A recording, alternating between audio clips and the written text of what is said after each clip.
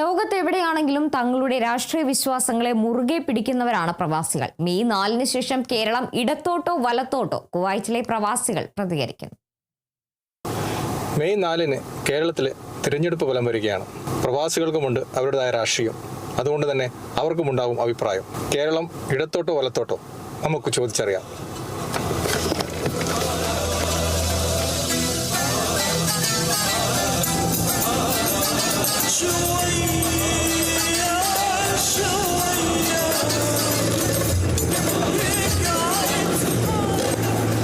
നമസ്കാരം. മലയാളിയാണോ? അതെ, മലയാളിയാണ്. സാറേ, മറ്റന്നാൾ കേരളം ഇടത്തോട്ടാണോ വലത്തോട്ടാണോ? ആക്ച്വലി ഇടതും വലതും പോകാതെ ഒരു സ്ട്രെയിറ്റ് നേരെ പോകണമെന്നാണ് ആഗ്രഹം. നോക്കാം, നമുക്ക് നാളെ മറ്റന്നാൾ കാണാം എന്താണ് സംഭവിക്കാൻ പോകുന്നത്.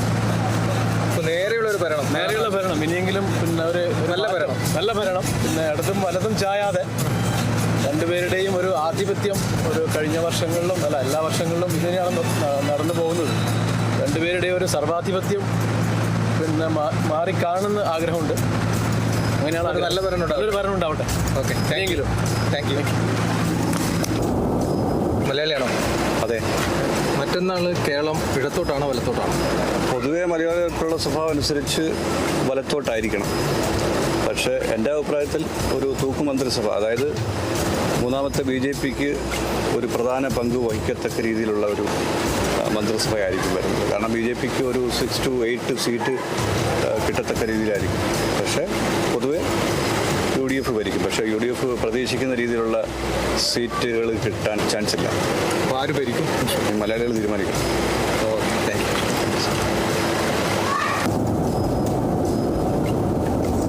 അതെ. ഒന്നെടുത്തോട്ട് വരാമോ? മറ്റന്നാൾ നമ്മുടെ റിസൾട്ട് വരില്ലേ? അപ്പോൾ കേരളം ഇടത്തോട്ടാണോ വലത്തോട്ടാണോ? വിഷയം ഇടത്തോട്ട് തന്നെയാണ്. ഇടത്തോട്ട് തന്നെയാണ്. ഷുവറാണ്. അപ്പോൾ അങ്ങനെയാണെങ്കിൽ ആര് ഭരിക്കും? പിണറായി തന്നെ വരും. തുടർ ഭരണം ഷുവറാണ് അല്ലേ? Okay, thank. നമസ്കാരം. മറ്റന്നാൾ നമ്മുടെ കേരളത്തിലെ റിസൾട്ട് വരില്ലേ? അതെ. അപ്പോൾ കേരളം ഇടത്താണോ വലത്താണോ? വലത്താണ്. തീർച്ചയായിട്ടും. അപ്പോൾ അങ്ങനെയാണെങ്കിൽ ആര് ഭരിക്കും?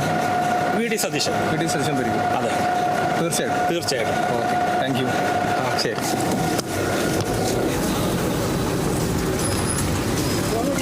നമസ്കാരം. എല്ലാവരും മലയാളികളാണോ? അതെ. മറ്റന്നാൾ നമ്മുടെ ഇലക്ഷൻ റിസൾട്ട് അല്ലേ? അതെ. അപ്പോൾ കേരളം ഇടത്തോട്ടാണോ വലത്തോട്ടാണോ? തീർച്ചയായും ഇടത്തോട്ട് തന്നെ. ഷുവറാണ്. അപ്പോൾ അങ്ങനെയാണെങ്കിൽ ആരായിരിക്കും തുടർ ഭരണം? ആര് ഭരിക്കും? LDF. പിണറായി മുഖ്യമന്ത്രി ആയിരിക്കും. ഉറപ്പിച്ചു പറയും. Okay, thank you. മലയാളിയാണല്ലേ? മറ്റന്നാൾ നമ്മുടെ റിസൾട്ട് വരുമില്ലേ?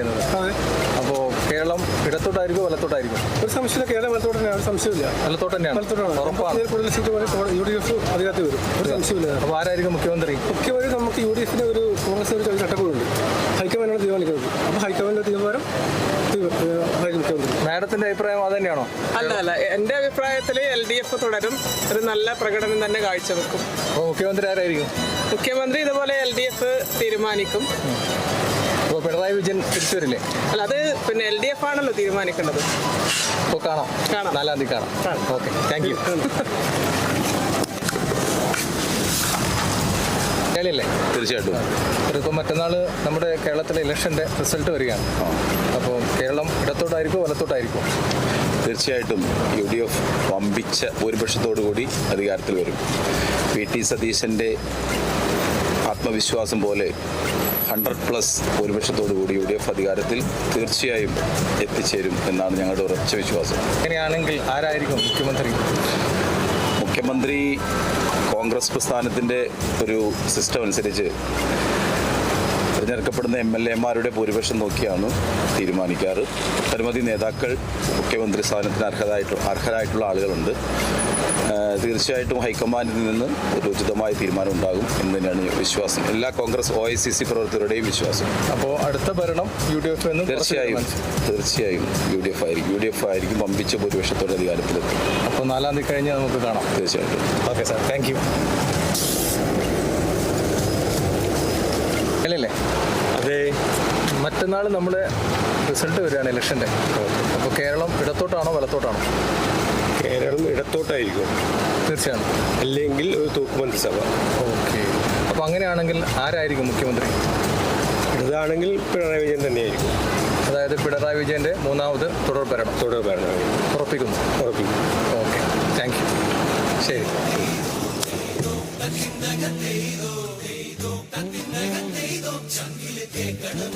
കേരളത്തിലെ രാഷ്ട്രീയ കാലാവസ്ഥയെക്കുറിച്ചും തങ്ങൾ വിശ്വസിക്കുന്ന പ്രസ്ഥാനത്തെക്കുറിച്ചും വ്യക്തമായ ബോധമുള്ളവരാണ് ഓരോ പ്രവാസിയും. അതുകൊണ്ട് തന്നെ അവർക്കും കൃത്യമായ അഭിപ്രായങ്ങളുമുണ്ട്. എന്തു തന്നെയായാലും മെയ് 4 വരെ കാത്തിരിക്കാം കേരളം ഇടത്തോട്ടോ വലത്തോട്ടോ എന്ന്. കുവൈത്തിൽ നിന്നും കേരള വിഷന് വേണ്ടി ക്യാമറമാൻ അദ്വൈതോടൊപ്പം IV സുനേഷ് വെങ്ങര.